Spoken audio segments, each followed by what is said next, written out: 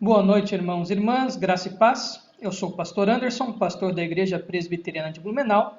Estamos iniciando mais uma live do nosso Orai Sem Cessar. Hoje, sábado, dia 11 de abril de 2020. E hoje nós abordaremos um pouco o tema da origem da Páscoa. Lembrando que você pode interagir conosco, pode mandar a sua pergunta aí pelo chat, e a gente hoje vai conversar um pouco sobre a origem da Páscoa e a celebração da Páscoa. Nós cristãos celebramos amanhã a nossa Páscoa. Então vamos iniciar a nossa transmissão orando e depois nós iremos para os textos bíblicos que falam sobre Páscoa. Oremos. Senhor, nós agradecemos por este sábado, esse tempo abençoado que o Senhor nos dá, o teu cuidado sobre cada um de nós. Agradecemos a Deus e rogamos, ó Pai, que o Senhor nos dê força e ânimo diante desta quarentena que estamos vivendo. Abençoe todos e todas que estão trabalhando, correndo risco de contaminação. Livra-nos, ó Pai, desta epidemia, mas seja feita a tua vontade. Sustenta e ampara todos aqueles que enfrentarão e já estão enfrentando problemas econômicos, que a tua bênção e o teu amor esteja sobre eles. Ajuda-nos, ó Pai, socorre-nos neste tempo difícil. Em nome de Jesus. Amém. Então vamos lá. Êxodo capítulo 11 é o pano de fundo, é o que prepara a Páscoa. Então, Êxodo, o segundo livro do Antigo Testamento, Êxodo capítulo 11, para conversarmos então hoje um pouco sobre Páscoa. Lembrando que você pode mandar a sua pergunta, o seu comentário. A gente vai tentar fazer hoje uma transmissão um pouco mais interativa. Então, você pode interagir aí pelo chat. Então, vamos lá. Êxodo, capítulo 11. Vou ler a partir do versículo 4. Diz assim a palavra do Senhor. Então Moisés disse ao rei, no caso o rei aqui é Faraó, o Senhor Deus diz, perto da meia-noite eu vou passar pelo Egito, e no país inteiro morrerá o filho mais velho de cada família, desde o filho do rei, que é o herdeiro do trono, até o filho da escrava que trabalha no moinho. Morrerá também a primeira cria dos animais. Em todo o Egito haverá gritos de dor, como nunca houve antes e nunca mais haverá. Mas entre os israelitas, nem mesmo um cachorro latirá para uma pessoa ou um animal.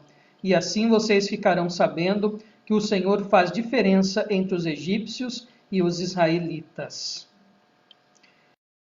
Anunciada a 10ª praga, né?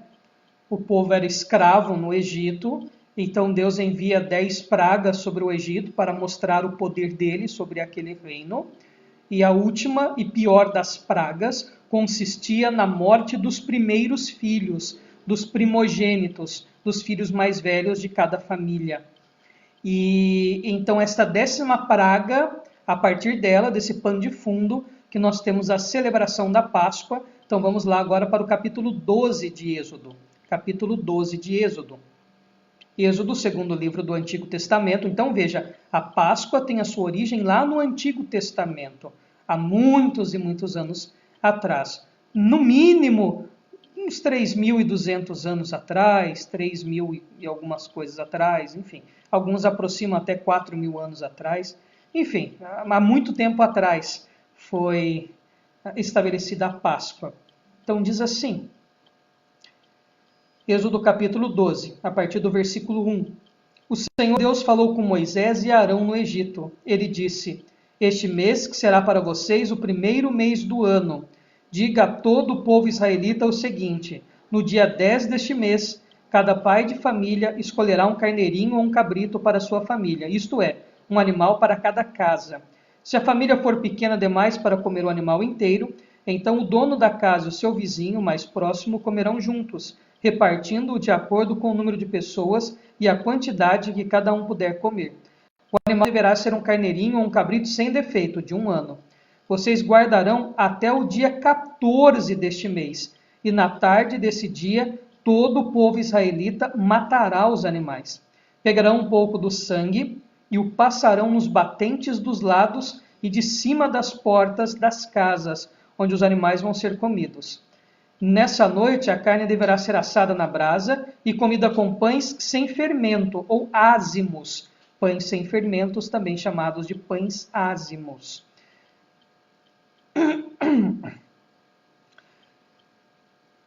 E com ervas amargas. A carne não deverá ser comida crua nem cozida. O animal inteiro, incluindo a cabeça, as pernas e os miúdos, será assado na brasa. Não deixem nada para o dia seguinte e queime o que sobrar.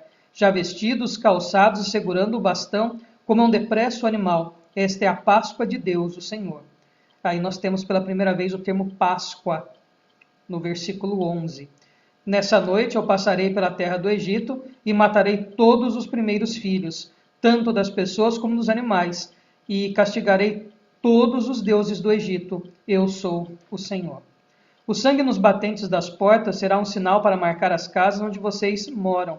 Quando estiver castigando o Egito, eu verei o sangue e então passarei por vocês sem parar, para que não sejam destruídos por essa praga. Comemorem esse dia como festa religiosa para lembrar que eu, o Senhor, fiz isso. Vocês e os seus descendentes devem comemorar a festa da Páscoa para sempre. Durante 7 dias vocês comerão pão sem fermento. Por isso, no primeiro dia, tirem o fermento das suas casas, pois qualquer pessoa que comer pão feito com fermento, desde o primeiro até o 7º dia, será expulso do meio do povo de Israel. No primeiro dia e também no 7º, façam uma reunião para adorar a Deus. Nenhum trabalho será feito nesses dias, a não ser para preparar a comida. Comemorem a festa dos pães sem fermento, no aniversário do dia em que eu tirei do Egito as tribos do povo de Israel. Essa comemoração será uma lei permanente que passará de pais a filhos, desde a tarde do dia 14 do primeiro mês até a tarde do dia 21 do mesmo mês. O pão que vocês comerem será feito sem fermento, ou seja, uma semana comendo o pão sem fermento. Durante esses 7 dias, não haverá fermento nas suas casas, pois quem comer pão com fermento, seja um estrangeiro que estiver vivendo no país, seja um israelita, será expulso do meio do povo de Israel. Portanto, nesses dias não comam nada que tenha fermento. Em todas as suas casas só será comido pão sem fermento. Então nós temos aqui do versículo 15 até o versículo 20, uma inserção do texto, faz um sanduíche aí, né? Para explicar a origem da festa e a celebração da festa. Agora, no versículo 21, volta àquele contexto do Egito. É como se o editor do texto, para explicar a origem da festa dos pães sem fermento, fizesse uma inserção, né? No caso, o recheio do sanduíche aqui, para explicar detalhadamente a questão da festa. Então, há uma quebra na sequência cronológica da narrativa, né? Então, acaba aqui no versículo 14... Aí entra esse sanduíche aqui, o recheio do sanduíche, a gente volta para outra fatia do pão. Então a gente tem aqui, do versículo 1 até o 14, fatia do pão. Agora temos o hambúrguer aqui, o recheio, né? De 15 até o 20. Esse recheio provavelmente foi inserido depois, né? Alguém pôs isso depois para explicar o texto. E volta agora a parte de baixo do sanduíche, então para fechar. Que nós chamamos de narrativa quiástica ou concêntrica. Então, o centro aí nos convida a refletir sobre um todo. Então, 21. Moisés mandou chamar todos os líderes do povo e disse: escolham carneiros ou cabritos e os matem para que todas as famílias israelitas possam comemorar a Páscoa. Peguem um galho de sopo e o molhem no sangue que estiver na bacia e passem nos batentes dos lados e de cima da porta das suas casas. E que ninguém saia de casa durante toda a noite.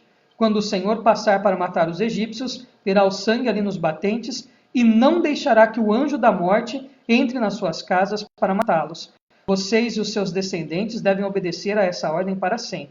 Quando entrarem na terra que o Senhor lhes dará, como prometeu, vocês deverão continuar realizando essa cerimônia religiosa. Quando os seus filhos perguntarem o que quer dizer essa cerimônia, vocês responderão: é um sacrifício da Páscoa em honra ao Senhor Deus. Pois no Egito ele passou pelas casas dos israelitas e não parou. O Senhor matou os egípcios, mas não matou as nossas famílias.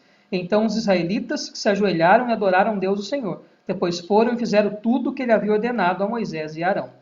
À meia-noite o Senhor Deus matou os filhos mais velhos de todas as famílias do Egito, desde o filho do rei, que era o herdeiro do trono, até o filho do prisioneiro que estava na cadeia, e matou também a primeira cria dos animais. Naquela noite o rei, os seus funcionários e todos os outros egípcios saíram da cama é que em todo o Egito havia gente chorando e gritando, pois em todas as casas havia um filho morto.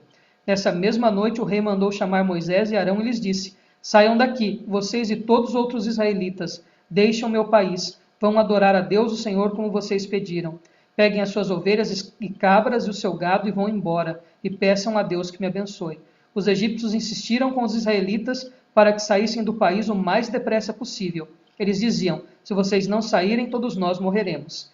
Assim, cada família israelita pegou a massa do pão sem fermento, pôs numa bacia, embrulhou a bacia num pano e carregou no ombro. Os israelitas fizeram como Moisés havia ordenado e pediram aos egípcios joias de prata e de ouro e roupas. O Senhor Deus fez com que os egípcios dessem de boa vontade aos israelitas tudo o que eles pediam. Assim, o povo de Israel tomou as riquezas dos egípcios. Depois o texto narra como eles saíram, da terra. Mas, de uma maneira bem prática, aqui inicia-se o termo, ou a origem da Páscoa. Páscoa vem do hebraico pesar, Uns falam pesaque, pesache, uma transliteração, então é difícil sabermos qual é a pronúncia correta do termo. Mas o pesar, a Páscoa judaica, tem aí o seu início, o seu princípio. A 10ª praga vem, que era a morte dos primeiros filhos, e Deus poupa Israel, poupa o seu povo dessa praga. Mas havia um cerimonial. Um cordeiro deveria ser morto, comido por aquela família. Se a família fosse pequena, deveria repartir com outra família. E o sangue do animal abatido deveria ser passado na porta. E o anjo da morte, aquele que veio executar a 10ª praga, passou por cima da casa dos judeus. Aí vem o termo pesar, que quer dizer passar por cima, pular, passar através. Então o anjo passou por cima. Quando ele viu o sangue do cordeiro, que foi aspergido nas portas, nos umbrais, no mesmot das casas, ele passa por cima, ele pula. Daí o termo pesar. E aí nós temos então a origem da Páscoa, da onde surgiu a celebração. O sangue do cordeiro que livra Israel da praga e da morte. Então essa é a tradição judaica da Páscoa. Os judeus ainda celebram a Páscoa. Depois nós temos no próprio livro do Êxodo, no restante do capítulo 12, no 13, depois nós temos em quase todo o Pentateuco, os 5 primeiros livros da Bíblia, instruções sobre a celebração da Páscoa. Esta se tornou uma festa muito importante para os judeus e eles celebram até hoje. É óbvio que hoje, atualmente, os judeus já não fazem mais o sacrifício do cordeiro, que antes eles levavam no templo. Quando o templo de Salomão foi construído, depois o segundo templo, o templo de Ageu, depois o próprio templo de Herodes no Novo Testamento, todo o povo de fora vinha a Jerusalém para celebrar a Páscoa e levava os seus animais. Parte dos animais era totalmente queimada e oferecida em sacrifício, parte eles assavam e comiam com as suas famílias, e depois celebravam 7 dias da festa dos ázimos, ou a festa dos pães sem fermento. Depois que o templo foi destruído pelos romanos, não há mais sacrifício de animais no judaísmo. Hoje eles não fazem mais sacrifício. Porém, eles continuam um ritual, tem alguma instrução nas sinagogas, que são as igrejas dos judeus, e geralmente eles fazem o seder de Páscoa, que é um jantar muito especial, um jantar ritualístico. Então se tornou uma celebração familiar. Na mesa é posto vinho, é posto o cordeiro assado, o pão sem fermento, parece uma bolachinha creme cracker, aquela bolachinha água e sal, e é feito tem que ser feito muito rapidamente, Basicamente leva farinha e azeite, e depois é assado rapidamente, não pode esperar, não pode haver fermentação. Então esse é o princípio aí da Páscoa.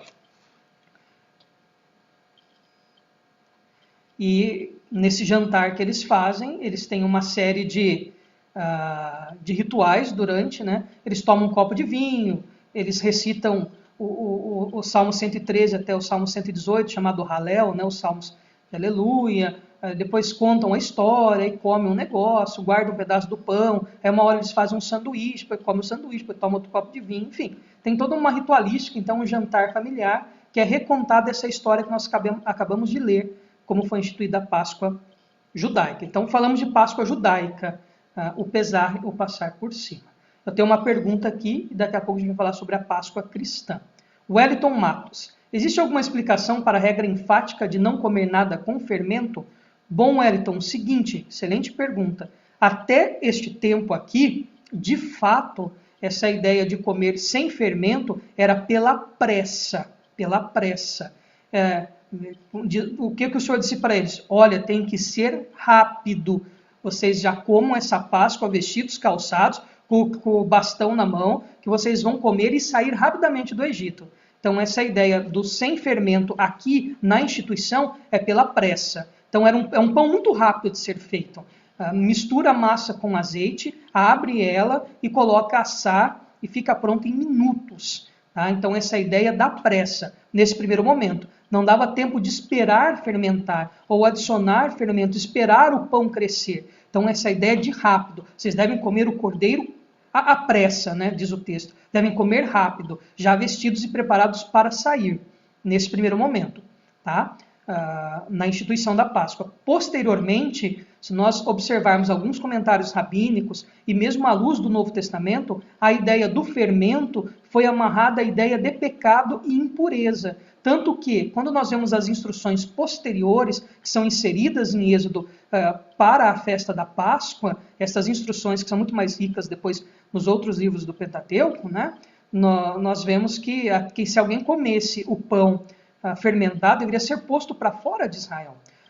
E que se tivesse alguma coisa ali com fermento ainda na casa, eles queimavam, jogavam fora, porque o fermento foi ligado à impureza e ao pecado. E depois nós temos o próprio Cristo falando de fermento nesse mesmo sentido no Novo Testamento, enquanto pecado e enquanto contágio, né, o fermento dos herodianos, fermento dos escribas, dos fariseus, ou seja, algo que fermenta toda a massa ou que se espalha rapidamente e pega a todos, falando do falso ensino e etc. Mas no primeiro momento, o pão sem fermento é pela pressa. Depois ele é ligado à impureza e ao pecado. Por isso o pão sem fermento. É isso aí, né? Se tiver alguma coisa mais profunda, é óbvio, eu vou dar uma pesquisada aqui e depois falo contigo. Não esgotei esse tema sobre fermento assim, né? Nunca me debrucei para estudar profundamente essa questão do fermento na Bíblia, mas farei isso com certeza. Então vamos lá, então enquanto vocês participam aí, mandam as suas perguntas, os seus comentários sobre Páscoa, sobre essa origem da Páscoa, eu quero ler mais um texto aqui, agora da Páscoa cristã, a Páscoa cristã. Então eu quero ler que o Evangelho de João, capítulo 20, a partir do versículo 1. Diz assim o texto.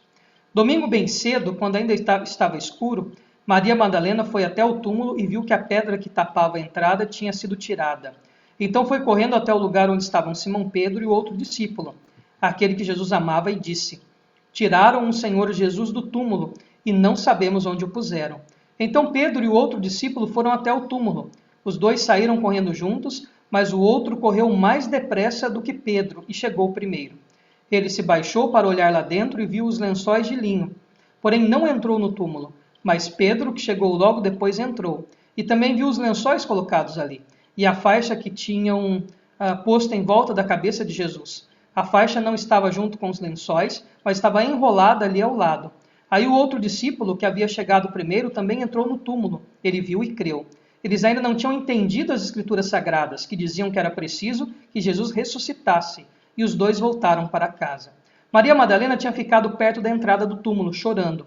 Enquanto chorava, ela se abaixou, olhou para dentro e viu 2 anjos vestidos de branco, sentados onde tinha sido posto o corpo de Jesus. Um estava na cabeceira e o outro nos pés.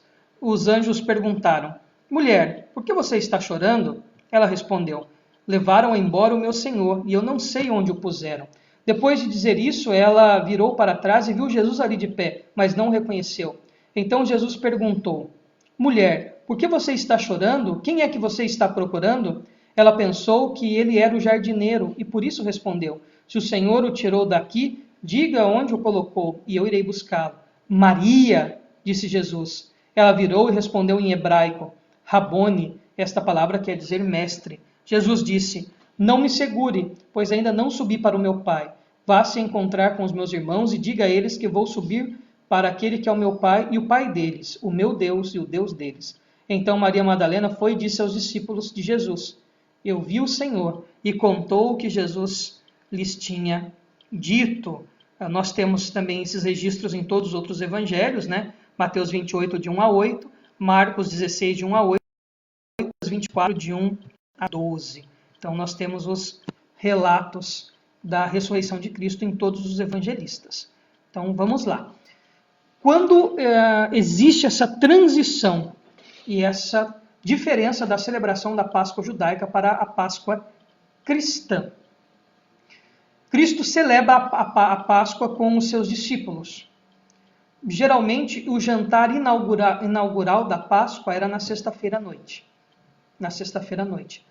Mateus, Marcos e Lucas dizem que Jesus comeu a sua refeição na sexta-noite. João antecipa, coloca a última ceia como se Jesus tivesse celebrado na quinta-feira com os seus discípulos. Porque João queria seguir rigorosamente a tradição da imolação dos cordeiros. Como que funcionava? Era mais ou menos assim. Na sexta-feira que antecedia a Páscoa, os judeus trabalhavam das 6 da manhã até o meio-dia. Alguns trabalhavam das 9 até o meio-dia. Depois isso parava, cessava. Né? Geralmente das 9 ao meio-dia ou das 6 ao meio-dia. E eles paravam de trabalhar. Às 3 horas da tarde, eles se reuniam, né? Geralmente no templo, nos locais de abate, e os cordeiros começavam a ser mortos às 15 horas na sexta-feira. Bem no horário que Cristo morre, segundo a tradição do Evangelho segundo João. Então é interessante, né? João coloca Jesus perfeitamente na tradição. O Cordeiro de Deus é imolado no mesmo horário que todos os cordeiros eram preparados e mortos. Então, o próprio Cristo celebra a Páscoa, o seu jantar, a sua refeição com os discípulos, e aí ele transforma a ceia, a última ceia, ou o jantar de Páscoa, o Seder Pesach, em quê? Na nossa Santa Ceia, no sacramento da Eucaristia. Então, Jesus dá sentido à refeição pascal. Então, veja, a Páscoa judaica dá a nós cristãos duas celebrações importantes. A Santa Ceia, o jantar aonde Cristo dá o sentido. Ele agora é o Cordeiro. Ele é o Cordeiro. E o sangue derramado na cruz que nos livra da morte. Veja, o paralelo é o mesmo. O Antigo Testamento é uma sombra, é algo passageiro, é algo temporário. E agora há a concretização no Novo Testamento. É interessante essa coisa, né? Parece-me que há uma ideia assim, né? O Novo Testamento está ali já aguardando, né? Nos símbolos do Antigo Testamento. E agora eles estão claros, agora eles estão esclarecidos, né? Dizia Santo Agostinho, o Novo Testamento está latente no Antigo, e o Antigo está patente no Novo Testamento. E agora Cristo dá o sentido realmente do jantar pascal aos seus discípulos. Eu sou o Cordeiro. Na noite Jesus foi traído, ele tomou o pão e disse: este é o meu corpo que é entregue por vós. O pão sem fermento. Depois tomou o vinho que eles tomavam várias vezes, né? Celebravam o Halel, cantavam o Salmo 113 até o Salmo 118. Tinha a chamada o Kmush, que era a bênção sobre o vinho e etc. É uma série. E Jesus celebra o jantar pascal. Mas ele diz: agora eu sou esse Cordeiro. Agora eu sou esse Cordeiro. Esse vinho representa o meu sangue e esse pão representa o meu corpo. E ele liga aquilo à cruz. Ele liga à crucificação. Então ele dá sentido à ceia, à Santa Ceia, à Eucaristia, sacramento que nós celebramos até hoje. E também a Páscoa judaica dá um sentido para a gente da ressurreição. A essência da Páscoa cristã é a ressurreição, é o domingo de manhã. Por quê? Se Deus libertou os israelitas do domínio dos egípcios, porque eles eram escravos. Agora a ressurreição de Cristo marca a libertação que nós temos do pecado. Cristo nos libertou do cativeiro do pecado, do cativeiro da eterna separação de Deus. A morte de Cristo inaugura nossa liberdade ou salvação. E óbvio, triunfo, renovação, vida eterna, o fato de ter Cristo ressuscitado é a esperança viva de que nós também ressuscitaremos. Então esta é a Páscoa cristã, a Páscoa da ressurreição. Quando as mulheres vão cedinho ao túmulo e encontram um túmulo vazio, e há uma tristeza, será que roubaram o corpo de Cristo? Na verdade o túmulo estava vazio porque ele venceu a morte. O terceiro dia, Cristo vence a morte, ele ressuscita. E então o plano de salvação é totalmente consumado. E além de sermos perdoados dos nossos pecados, Cristo nos eleva, porque ele ressuscitará cada um de nós e nos dará um corpo similar ao dele. Então a ressurreição de Cristo marca a nossa própria ressurreição. E daí a celebração da Páscoa cristã tem muito sentido, ou melhor, para nós dá sentido pleno ao Antigo Testamento, porque agora o Cordeiro não tem que ser sacrificado mais anualmente para o perdão dos pecados. Ele foi morto uma vez por todas. Cristo é o Cordeiro. Não tem que haver repetição de sacrifício. Cristo morreu de uma vez por todas. Mas a Páscoa nos mostra a ressurreição, a celebração da vida, da esperança, a convicção da salvação, o triunfo sobre a morte. A morte era o último inimigo a ser vencido, que ainda vinha como consequência do descumprimento da lei. O descumprimento da lei leva ao pecado. O pecado gera a morte. Mas Cristo nos dá vida, porque ele deu a sua vida em nosso lugar, a morte não pôde contê-lo, né? Que é o Filho de Deus, ele vence a morte, para que nós ressuscitássemos, ou vamos ressuscitar também algum dia, né? É a nossa convicção, é a nossa esperança. Então nós temos daí o início e a celebração da Páscoa cristã, a ressurreição de Cristo, e nós deslocamos, né, da noite de sexta-feira para o domingo de manhã, que é a ressurreição. Então, aí nós temos de maneira bem simples, né, bem resumida, a origem da Páscoa cristã. Lembrando que você pode continuar mandando a sua pergunta aqui para a gente, tirando a sua dúvida sobre essa questão da Páscoa, né? Eu consigo ver aqui no chat, tá? Se você tem alguma dúvida, alguma pergunta, pode fazê-lo e a gente faz um bate-papo aqui, um interativo sobre a Páscoa, sobre essa data tão importante para a festa cristã. Bom, então eu farei uma pergunta para mim mesmo. Pastor Anderson, mas por que existem tantas tradições diferentes? Fato. Algumas igrejas acham um absurdo celebrar a Páscoa. Então, alguns cristãos, sejam pentecostais, não pentecostais, até dentro dos reformados, abominam a celebração de Páscoa e de qualquer outra data. Outros se imergem numa celebração extremada. Né? Há uma série de rituais, há uma série de ordenanças, uma série de restrições alimentares, enfim. Então, nós temos os dois extremos. Né? Há quem não celebra e justifica que não deve, não tem que guardar mais nada, e há quem faça dessa data, a data em si mesmo, algo assim a ser guardada, e todo um ritual que, se não cumprir, não é Páscoa. Enfim, todas as coisas são o que excede o texto da Bíblia, o que excede a Escritura, o que excede o que nós lemos aqui dos textos de Êxodo e da ressurreição de Cristo, é a invenção do homem. O ser humano sempre gosta de enfeitar um pouco a receita original do bolo, né?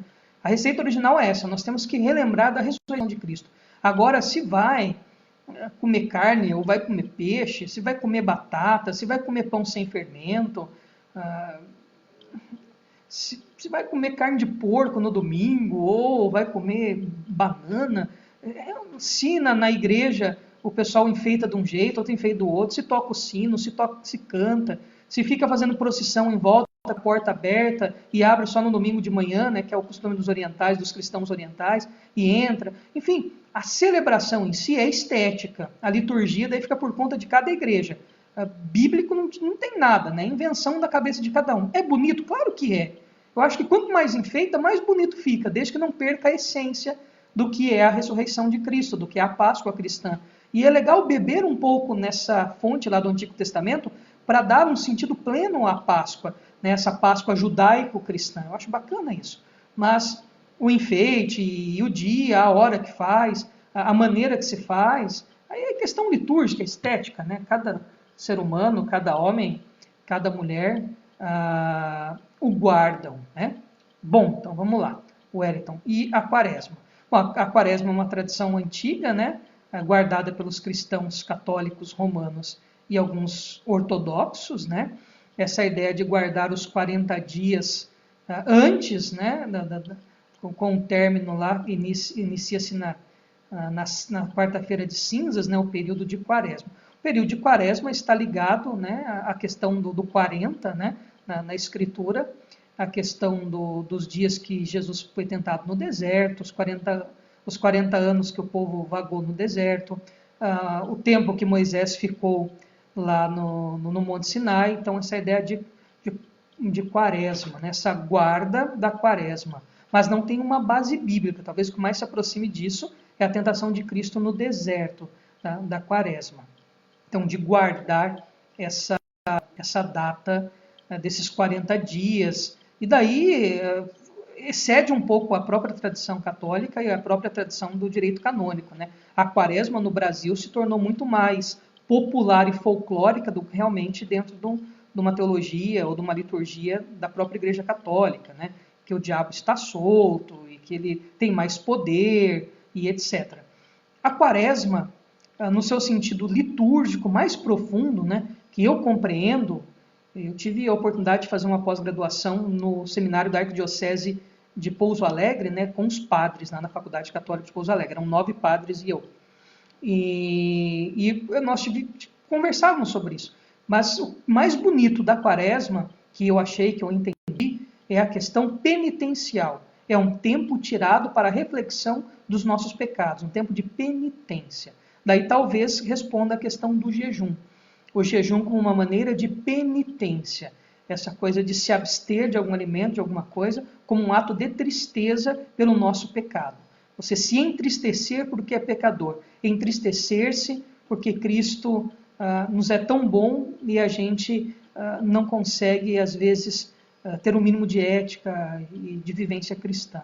Então, essa ideia penitencial da Quaresma eu acho muito presente, muito bacana. Porém, não é nada assim que é extremamente bíblico, né? Vamos ser francos, vamos ser diretos. Não há uma base bíblica, uma base litúrgica, é uma tradição.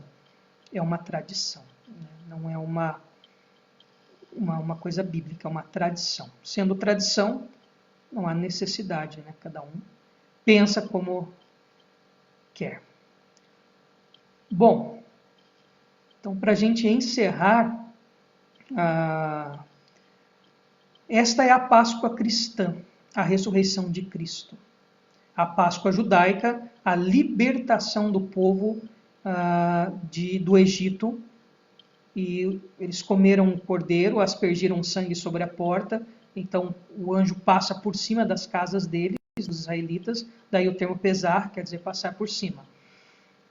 E eles celebram até hoje.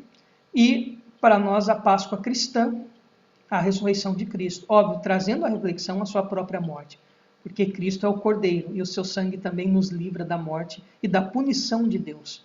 Ou seja, o pecado nos separava eternamente de Deus. E o sangue dele nos purifica de todo pecado, de maneira que nós somos perdoados. Então isso também fica implícito, né, na ressurreição de Cristo. Ele vencendo a morte marca a nossa própria ressurreição. Então essa é a Páscoa cristã. Nós temos que ter muito cuidado, porque fora da Páscoa cristã, há as tradições indo-europeias, enfim, das lendas envoltas, né? E aí vem a questão do coelho como um animal de multiplicação. Alguns até tentaram ligar a tradição do ovo vazio, né? O ovo sem nada dentro, como uma alusão ao túmulo vazio de Cristo. Então, enfim, alguns... mas a gente tem que ter cuidado. A Páscoa do chocolate e do coelho é uma festa comercial.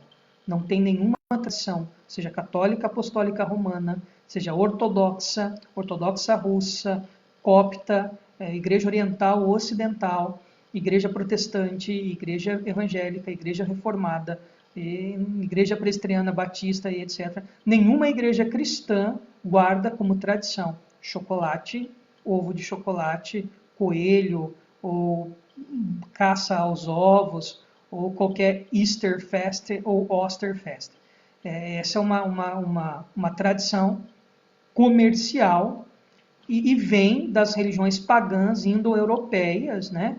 Ligando o termo Easter à deusa Esteri, que era a deusa da primavera de algumas tribos antigas lá do que hoje é a Europa.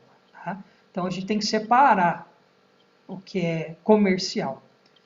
Não acho que tenha problema desde que você explique para o seu filho e sua filha a origem realmente da Páscoa cristã, presenteá-la com chocolate. Porque você não vai explicar para uma criança de 2, 3, 5 anos esse lance do coelho e do comércio e tal. Ele quer ovo de Páscoa. Não adianta você chegar com uma barra de chocolate da mais gostosa do mundo ou uma caixa de bombom.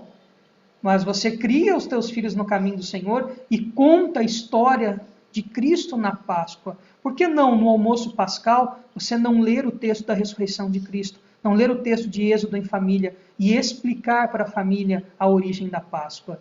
E não tem problema, a criança não compreende essa questão, ele quer o ovo. Né? Depois, conforme ele amadurecer, é óbvio que ele vai conhecer a história naturalmente. E Cristo já deixou bem claro, o que contamina o homem não é o que entra no corpo, que vai para o estômago, para o intestino e vai embora.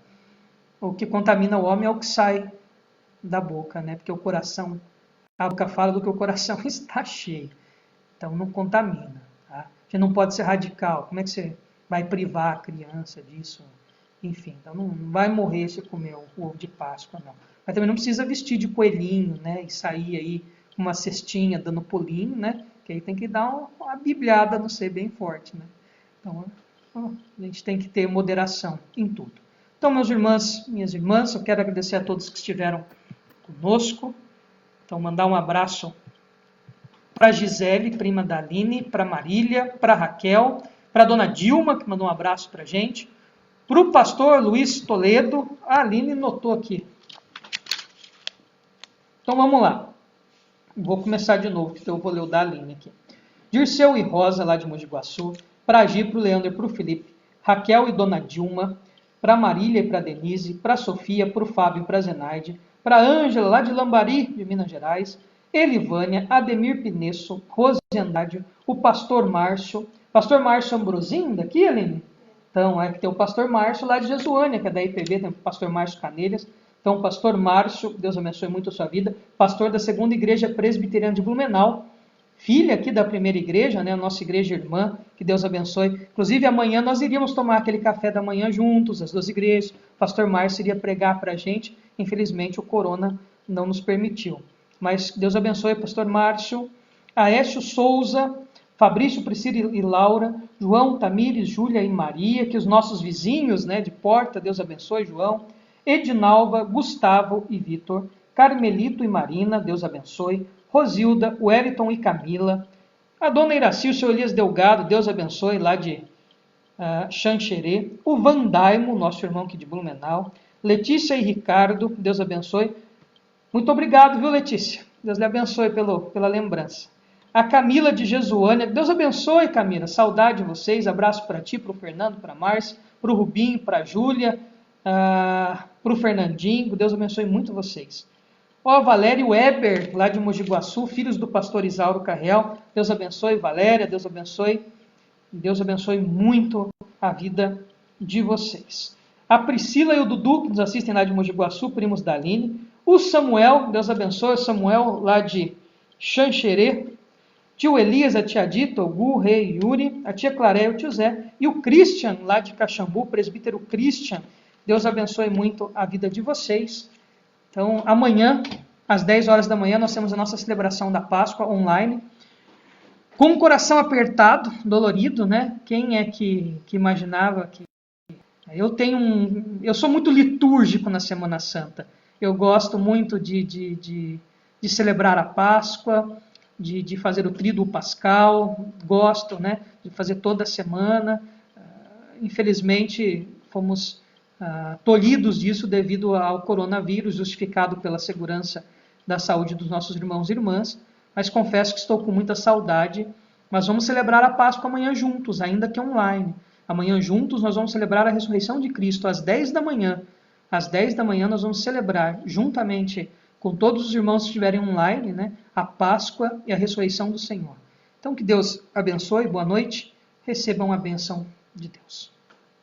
Irmãos e irmãs, que a graça do nosso Senhor e Salvador Jesus Cristo, o amor, a bênção de Deus o Pai, a comunhão e a consolação do Santo Espírito esteja com todo o povo de Deus aqui presente, espalhado sobre a face da terra, não só hoje, mas para todo sempre. Amém.